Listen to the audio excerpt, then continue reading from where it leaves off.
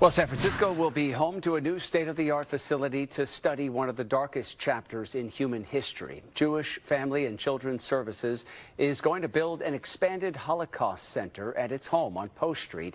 The organizers say the timing could not be more crucial. And for more on this effort, we are joined live this afternoon by Anita Friedman, the organization's Executive Director. Anita, really appreciate you joining us this afternoon. So why is this expansion so needed right now?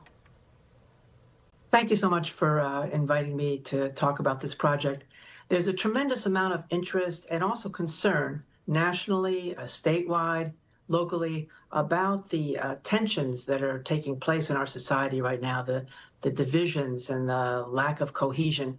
And people are looking for a way to raise children so we understand how to create a society that's more inclusive and more understanding, and that learns from the past in order to make for a better future. So there's a great amount of interest on the part of our leadership throughout the state, throughout the country, and here locally to create this new resource, which will be called the Holocaust Center. And it will be teaching about Holocaust and genocide so that young people especially can really learn what it means to create a more morally courageous and socially responsible next generation. And I'm very pleased to say that today, for example, we had a unanimous and extremely enthusiastic approval by the San Francisco Planning Commission to go forward with this project. We have tremendous amount of support from the state. And as I said, on the national level, people are looking for a way to change what we teach children. What sort of exhibits will be on hand at the new center once it opens here, and how do you plan to work hand in hand with educational institutions, school districts, to be able to teach young people about the history of the Holocaust? We're working very closely now with the California Department of Education, with the State Board of Education, with the governor's office.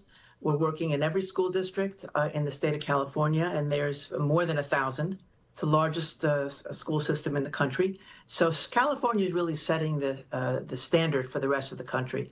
We'll be showing exhibits about previous experiences of survivors of the Holocaust and other genocide, so that people can learn what happened, what did the community do at that time, how to stand up against injustice, how to stand up for people who are different than you, how to find commonality with people who are different than you are. And I can tell you that the interest on the part of teachers and school districts throughout the Bay Area and the state of California is beyond our expectations. We have waiting lists because teachers and administrators want to create that kind of a warm and welcoming and responsive atmosphere in their schools, and are really struggling with the tensions that we're now seeing.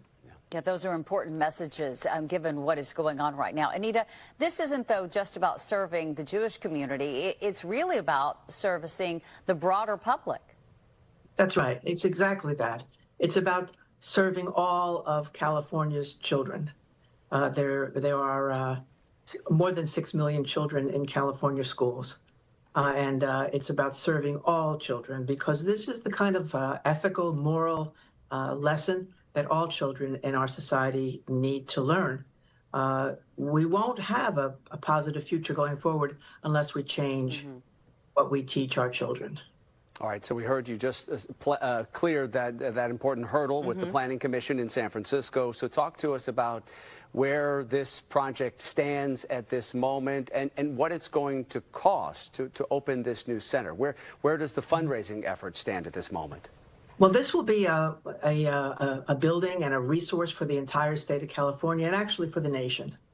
It's a $100 million project. We've raised 80% of the money now. The response from the entire community, again, this is not just for the Jewish community, this is for the entire community, because how we treat our minorities is an issue that our country has to grapple with, that applies to all children and all families and all people in our society. And, we can see clearly what's happening in our society now, and it's of great concern to all of us. So there's a tremendous amount of interest. People are coming forward. They want to be involved. Small gifts are very welcome. Larger gifts are very welcome.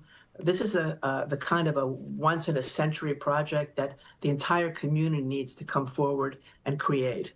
And so we've been very gratified that people see that this is really the main way forward, is to really focus on what we teach our children. And we'll be starting in the middle and high schools, and California teachers are just leading the way in a really inspiring way. I mean, they're doing probably the world's most important job, which is teaching our next generation, and they want to develop the skills, the information, use the resources that we have available to them through testimony, archives, documents, photographs.